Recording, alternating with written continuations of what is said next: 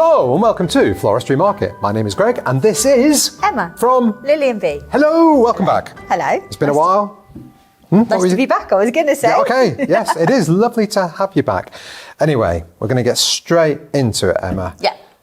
You've got another wreath in front of you. Yeah, so we're going to do a wreath and we're going to do it in a slightly different technique. Okay.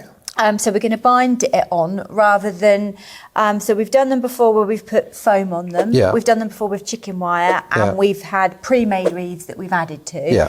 But a lot of people love these God, vine wreaths. These are really nice. This is a nice size. I think that's about a 40 centimetre one. So it's quite a nice size. So why would somebody use a vine wreath as opposed to one of the other kinds of wreaths? Because this is a really nice one too. So we're not going to see the base. Okay. And this is a really nice one. We can kind of bind our bunches on, or you can kind of push things through. Okay. Or they're quite good to glue too. So they're quite versatile and they're quite lightweight. Yeah. And they're quite reasonably priced as well. So that comes into it as well. So if you're not going to see what's behind it, and then when it's finished off, it's quite a nice backing. So obviously we're using the artificial flowers that we sell here at Floristry Markets. Yeah. But it's exactly the same if you're using real flowers, Slightly, is that right? If we were doing a fresh flower wreath, we'd probably have it on a moss base. Okay. Because we'd want something to keep the flowers hydrated. So it's a slightly different process for fresh flowers as it is for the artificial.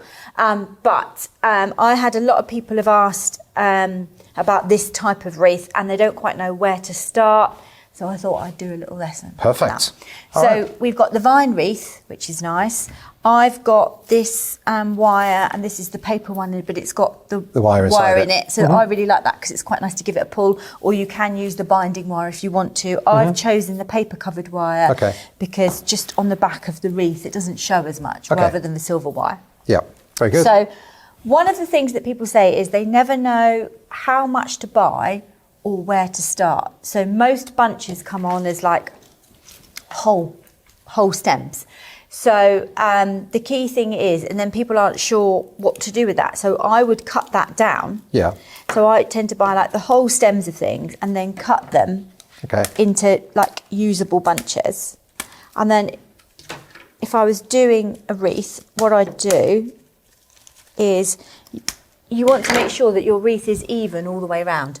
So before I'd start, you'll like this because you like everything quite nice and neat. I do like things nice and neat. Lay everything out. So I reckon I would try and size that kind of by bunches that are like a hand size. So I'd sort of kind of go around and go like that 1, 2, 3, 4, 5, 6, 7, maybe about 8 bunches. And that's how I'd do it.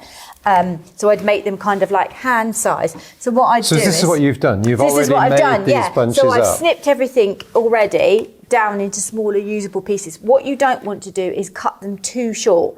So for instance, I wouldn't cut down and use something that size because by the time you've bound it in, it will be really tight to the frame. So you want to leave the stem long enough so that you've got a bit of movement. And then also it will make it look bigger and more luxurious. So yeah, I've broken everything down into bunches, and what that does is it helps to make sure that you've got enough of everything before you start and that you've got even... So something like I've got clematis, which is really pretty, and it would be tempting to kind of like, what you don't want to do is use it all on one side and then like on this side, or you've got a bit missing. So this helps you make sure that you've got enough, and it also helps you make sure that the bunches are quite even. And then what I'd do is if I had something, again, like the clematis, where I didn't have enough for every single bunch, I'd maybe do like every other, so that there's still some sort of pattern going on. So it's planning, really. So it's just the planning, yeah. And again, if people are doing it as a business and they want to make a few, another little tip would be I would go for maybe lots of things like the foliages, so like the greens and like your kind of greens and whites, and then maybe buy more of those, and then maybe have like a few stems of like the lilac clematis. So you could go like lilac-y for one, and then a few stems of pinky. Do a pinky one, so that you've got your base, and then you can just add your colours. Add your colours in, so you don't get too overwhelmed. Do you know how many stems you've used in total here? Because this looks like a lot. That's not actually a huge amount at all. It's 4 stems of the bigger clematis. Yeah. It's about 10 stems of foliage. Then I've got a couple of stems. It's probably about 15 to 20 stems, which does seem like quite a lot, but the foliage ones are quite small. Yeah. They're quite reasonable. And we are going to make quite a luxe wreath. Okay. So that's where we're going to go with that. So what you're going to do is you'd attach your string. So you can either just twist it on nice and tightly. Okay. Or I'm just going to roll that up.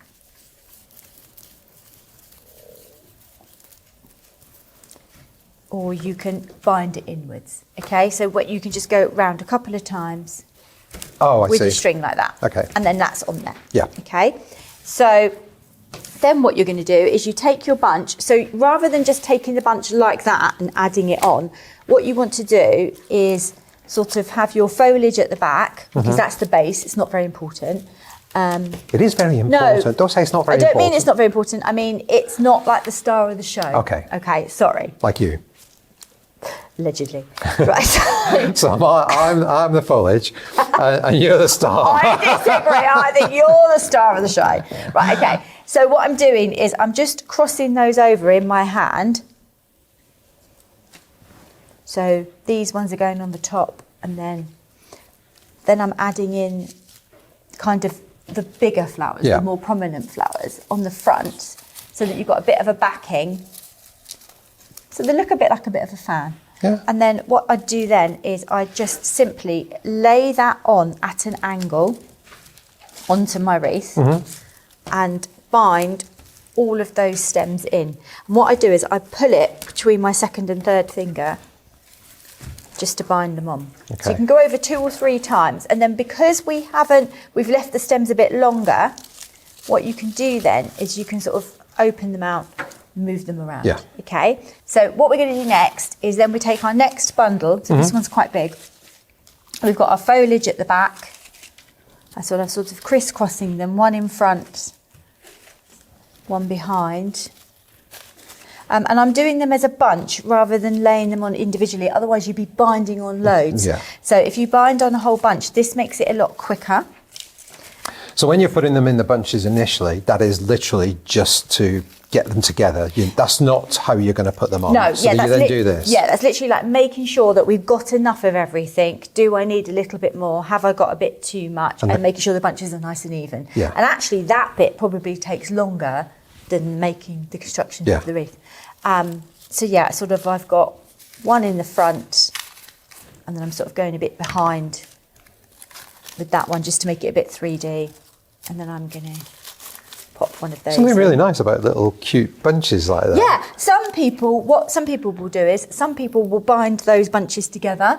So some people will make the bunch like that, bind that bunch together before they bind it on. Okay. Depends how easy you find it. And then what you do is where this bunch ends here, this one begins. So they slightly overlap. But what you want to make sure you're doing is you want to make sure you're travelling around the wreath, not just building it higher. So that one's a little bit big.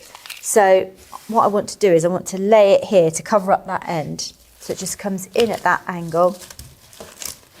And then I always bind inwards because I find that easier to get it tighter. And you just want to make sure that you're hooking those stems in. So you can go around 2 or 3 times. Doesn't matter if it snaps. Obviously I did that to show you. You're just incredibly strong, aren't you, Emma? Then you can just go back on. The real wire, the silver real wire, is actually really hard to snap. But as I say, I just quite like this one. And then you just carry on going round. So it's quite a therapeutic process, really. Yeah. But do you want to go? No. Are you sure? I feel I don't feel you've given me my own opportunity with my own wreath this time. So I'm slightly you don't want me to disappointed. downgrade your work with what I've already done. Yeah, exactly. I get where you're going from. You're like, you don't want to put your name to something I've already done. Of course, Emma, that's exactly the reason why. Yeah, so it's just really simple. So it's actually a really simple technique. I think sometimes when we're starting out, people look at things and think, oh, you know, that looks really big, it's really full, it's really luxe, therefore it must be really complicated. The technique is actually really simple. It's probably just making sure that you've got enough of the right stuff. And I mean, that is what the beauty of the faux flowers is. Obviously, if you haven't got enough, you can always order a little bit more and add to it. Yeah. And if you've got too much and it's left over, you can always keep it for another day. Yeah. Yeah. So like in the studio, I've got like lots of boxes, and you know, I'll have all my little, like the pink bits in one, the lilac bits in another. And so sometimes you can make up some like extra bits. So yeah, you just literally lay that one on where that one ends. Repeat. Yeah, and repeat. So I think we've got to fast forward. I think we're going to have to fast forward. Let's fast forward.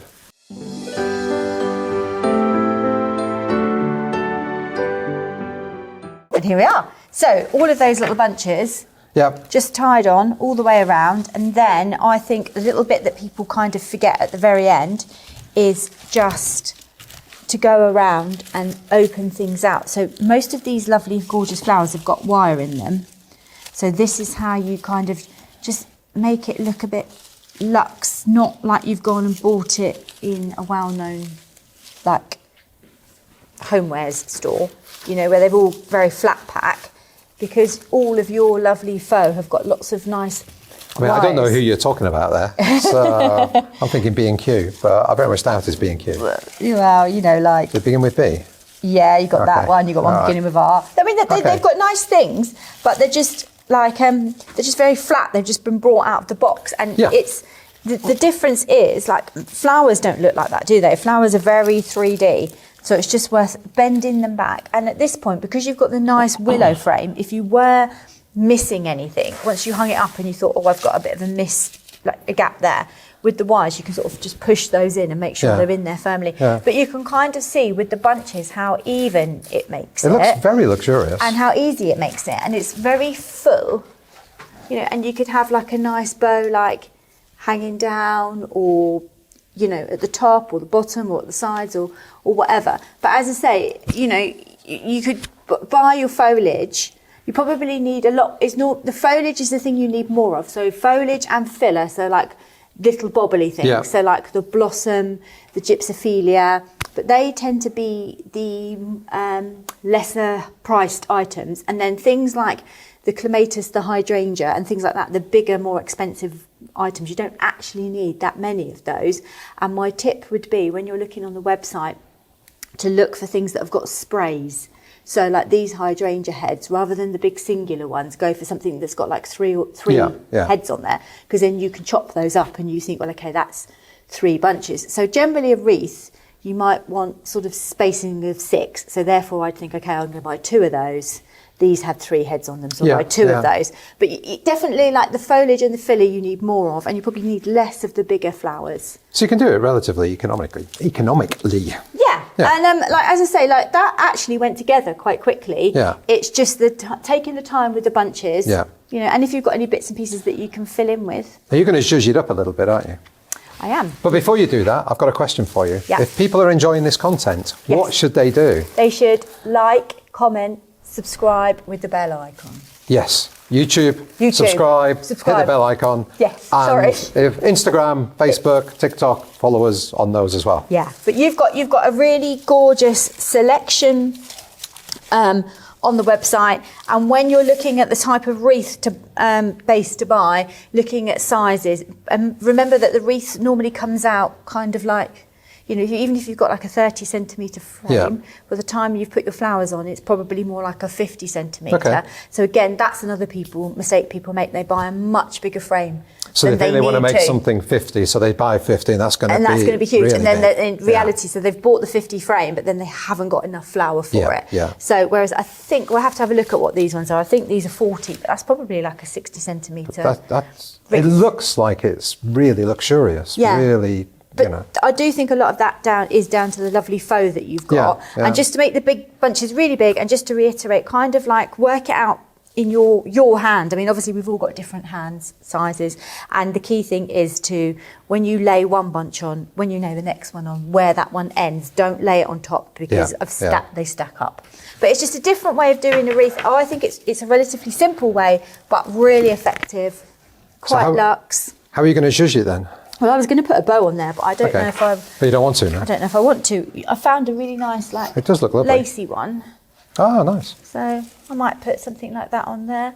But yeah, these are really nice. And obviously these can go outside, they can go on the door, because there's no, you know, they're on the willow base, so they're quite strong. They can be inside. It's very seasonal. Lovely. Yeah, pretty. All right, let's not bother with We're the not bow. bothered with the bow because it's not quite the colour I want to put on. Okay, all right. Well, I promised everybody some zhuzh and you didn't Sorry, zhuzh. well, I Anyway. sort of did that. That was me. Okay, zhuzhing. Emma, thank you so much. Thank you. Myself and Emma, see you next time. Bye. Bye.